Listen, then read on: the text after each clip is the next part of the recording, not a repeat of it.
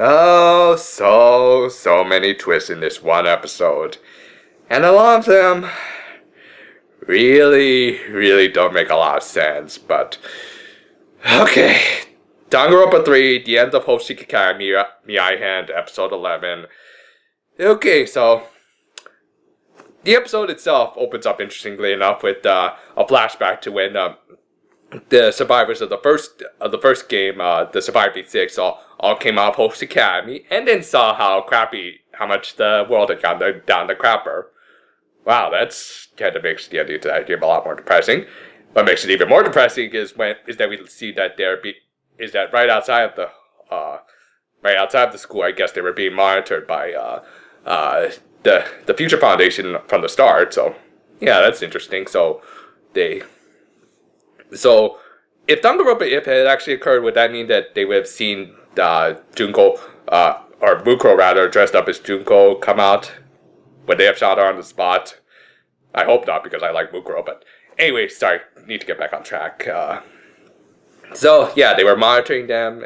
They saw them come out of the host of Hope's Academy, and I guess they just sent out a truck to go get them as soon as they came out.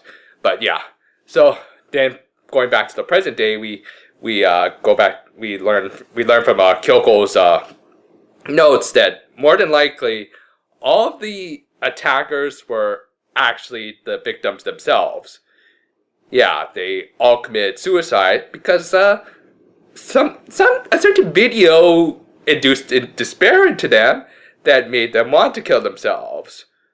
Gee, why does that sound so familiar? But yeah, in order to test this out,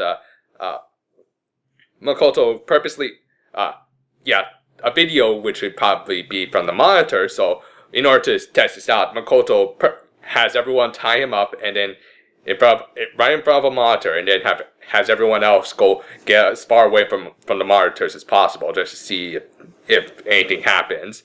And sure enough, I'm guessing the caller somehow allowed him to wake up before everyone else. And then the monitor showed the pre-recording of Monokuma. Interestingly enough, the video we saw we saw and kind of heard at the end of episode 2. He shows them a new version of the Despair video, which, just from the opening, looks like it's going to be a bad Danganronpa AMV. Ooh, I would want to commit suicide after seeing something like that. But yeah, as it turns out, the video actually makes Makoto go into a sort of existential little bit where he sees everyone who's died, every one of his friends who died, including Kyoko and Sayaka first, and then everyone else from Danganronpa 1, except for Mukuro. Makoto, that's kind of cold. Jeez, you didn't know her that well, but you did actually see one of the first, second people. She was the second person you saw die. Didn't that leave anything in your mind? Like, did you see all the spears plunge into the poor girl? Jeez, cold, man, cold.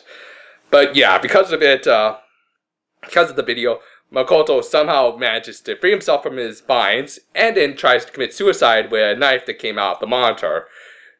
Yeah, all the monitors had like little knives behind them, so that's how they committed suicide. But just as he's about to do the deed, he's stopped by somebody who wasn't Kyoko. As it turns out, it was Sakakura. Okay, so I'm glad that they didn't bring Kyoko back just to maintain the drama and all that, but here's the other thing. How is Sakakura still alive? Okay, so he survives having his arm stabbed.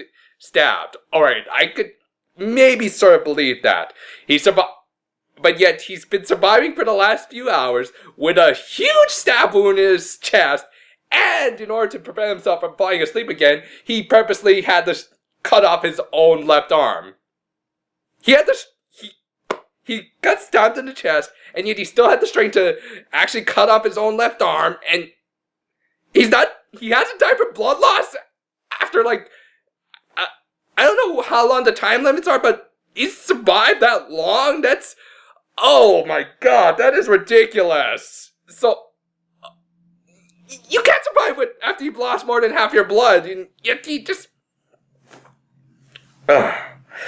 Okay, so, yes, as you can tell, well, again, so the 6 counter at the beginning of the episode, it wasn't referring to Kyoko, it was referring to Sakakura, but really? So, again, happy that, I hate to say this, I'm glad that Kyoko's still dead, but don't take this the wrong way, I'm just glad that they did for the sake of the drama and all that, but, again, Sakakura alive despite the massive amount of blood loss. Who gives a crap about an anime anymore in the show?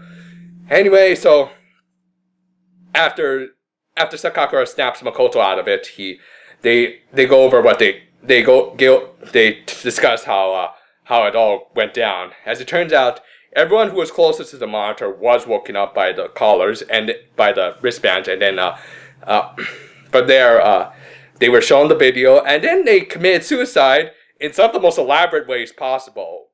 Like, seriously, so, Chisa, who, I guess, purposely put herself closer to the monitor so that she could commit suicide, because, yeah, she was definitely in on the whole thing, but I guess she just wanted to die at that point. Chisa purposely put herself in front of the monitor, watched the video, wanted to commit suicide, and then just somehow elaborately was able to hang herself up on the chandelier.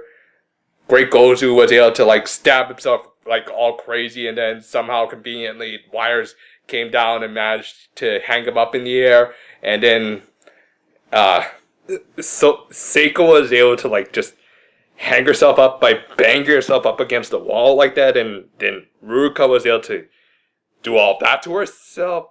I just don't even I honestly have no words. It's just so inane. Jesus Christ. So, okay, so after that really confusing bombshell, they decide that the best course of action is just to break all the monitors, of course. But then Sakakura, who somehow has the strength to walk across the entire facility, somehow was able to locate the generator room. I guess since it's a similar facility, he probably knew where the generator room was, but to the main facility. But he managed to find the generator room and just turns off all the power, which of course turns off all the monitors, and also deactivates the wristbands. So all they had to do was just turn off the power, and we could have avoided all this.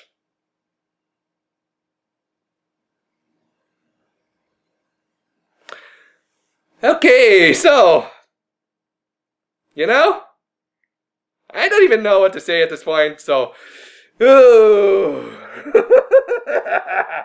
I'm going tense there. I'm going insane. I don't know what's going on anymore. Is that the point of this anime? Is that the point?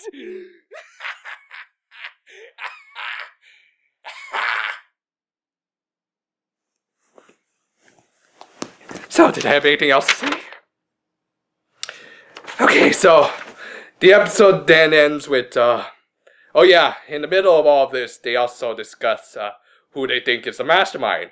And apparently it's not just Chisa who was in on it. It turns out, according to Munakata's logic, it was also Tengan, who at the end of the episode is calling them. Okay. So, Danganronpa 3, episode 11. Yeah, it was... Okay, so I've calmed down. So this episode, I guess, was meant to be, like, kind of redemption for Sakakura. I still don't like him because, well, him somehow surviving all that damage is ridiculous to me. And two, it still doesn't excuse the fact that he's kind of a jerk who, according to this episode, he hated Makoto as soon as he left the Host Academy because he realized he was the one who killed Junko, and he wanted to kill her in order to basically redeem himself for letting her go back in the Zetsubohen. Which, yeah, so he's a selfish prick who his I guess this is meant to be like his glorious moment. It's kind of downplayed by the fact that I still don't like him, and well, the rest of the episode is just so damn out there with how the people manage to commit suicide in just the most elaborate ways. I don't know what to say anymore about this anime. I'll see you guys for Zetsubo-hen later this week. I'm sure it'll make a lot more sense than whatever happened here. Farewell for now.